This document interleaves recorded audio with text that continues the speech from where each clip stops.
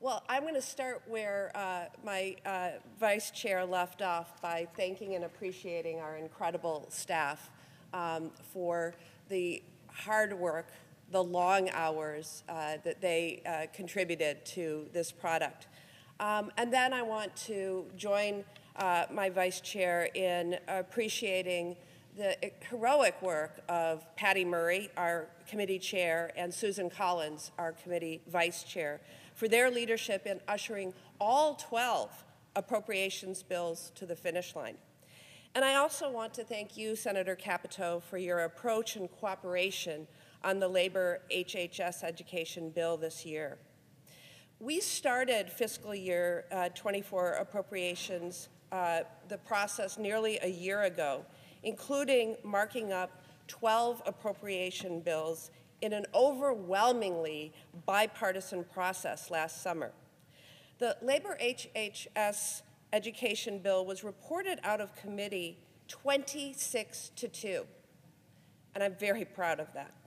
The goal then was to produce bills free of extreme and partisan policies that could pass the House, pass the Senate, and be signed by the President. And that is what we're here to finish today. The Labor HHS Education bill that's included in this package addresses some of our country's most pressing issues. It invests in our workers, our families, and our economy, from substance use and mental health programs to child care, to biomedical research, to education programs and workforce training. This bill delivers for the American people. This year, we received 9,185 programmatic appropriations requests from senators for important programs throughout this bill. To senators who might claim they didn't have a say in what's included in this bill, our doors have been open since the process began last year. And we've tried to reflect the priorities of every senator who has engaged in the appropriations process.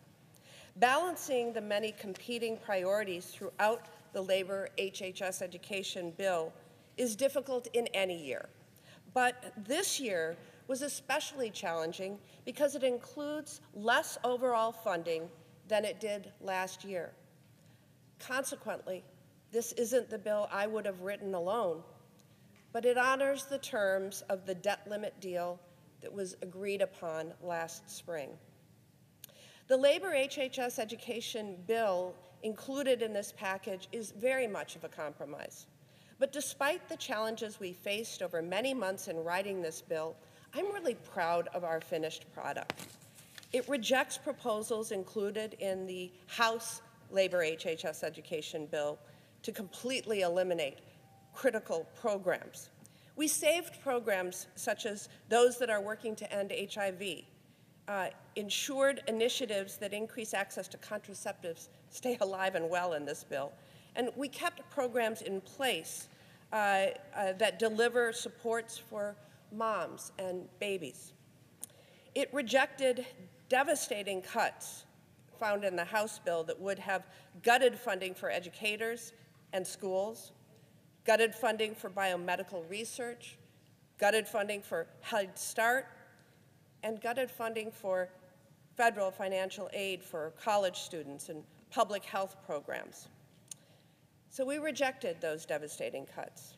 It also rejects dozens of extreme policy riders that would have restricted reproductive health care and women's freedom to control their own bodies, as well as attacks on the LGBTQ community and workers' rights.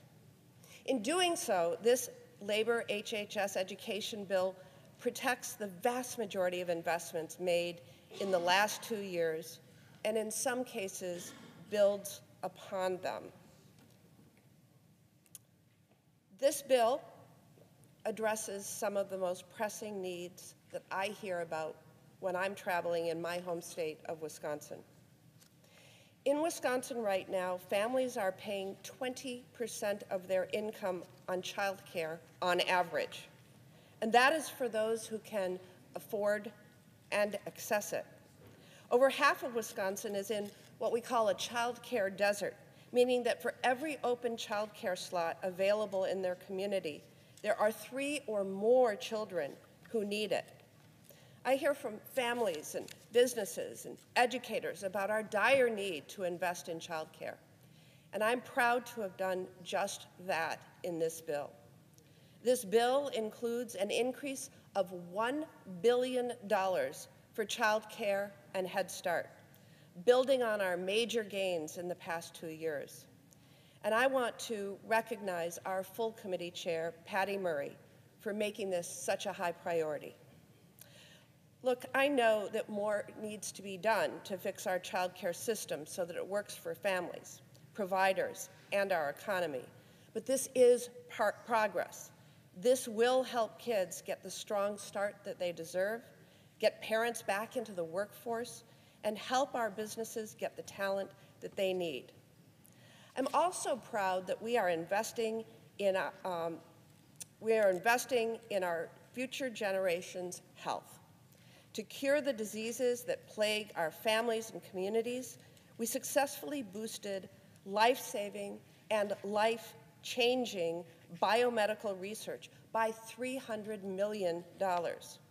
We are doubling down on Alzheimer's disease research because we need to find new treatments, preventions, and ultimately a cure. And as cancer continues to devastate families of all stripes, I am proud to report that we increased cancer research funding by $120 million. As we work to address the mental health crisis in our communities, we also increased funding for mental health research. One issue near and dear to my heart is the issue of opioid use disorder. My mother struggled with addiction to prescription painkillers throughout her life. And sadly, my mother's story is all too common, and the opioid epidemic knows no bounds, geographic or ideological. But in recent years, this crisis has taken to new heights with the increased prevalence of synthetic drugs like fentanyl. While our country grapples with deadly poisonings and overdoses from fentanyl, this bill protects investments in substance use programs. And as an increasing number of individuals, especially youth, are seeking crisis care, it includes an $18 million increase for the 988 Suicide Prevention Hotline that I was so proud to help create. With more than 100,000 individuals on the organ transplant waiting list, this bill invests in modernizing the organ procurement and transplantation network to better serve those families and give those families more hope. Accessing health care in our rural communities is often a challenge. I know we are acutely experiencing this in the western part of Wisconsin right now. And our bill includes targeted increases to rural health to help turn the tides. And last, but certainly not least, our legislation invests in our future. It protects funding for foundational K-12 and post-secondary education programs and supports students and educators. It increases funding for career and technical education while maintaining investments in workforce development programs to help prepare workers for good-paying jobs in in-demand careers. This will help people find careers that provide a stable middle-class life and help grow our economy. Now, I wish we could have done more.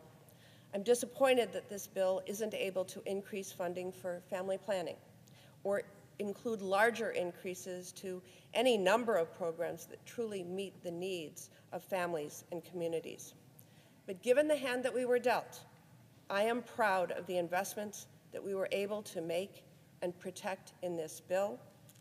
Nearly 6 months into the fiscal year, and nearly a year after we started this appropriation process by soliciting input from every member of the Senate, it is past time for us to get serious. This bill does that, and I look forward to supporting its passage today.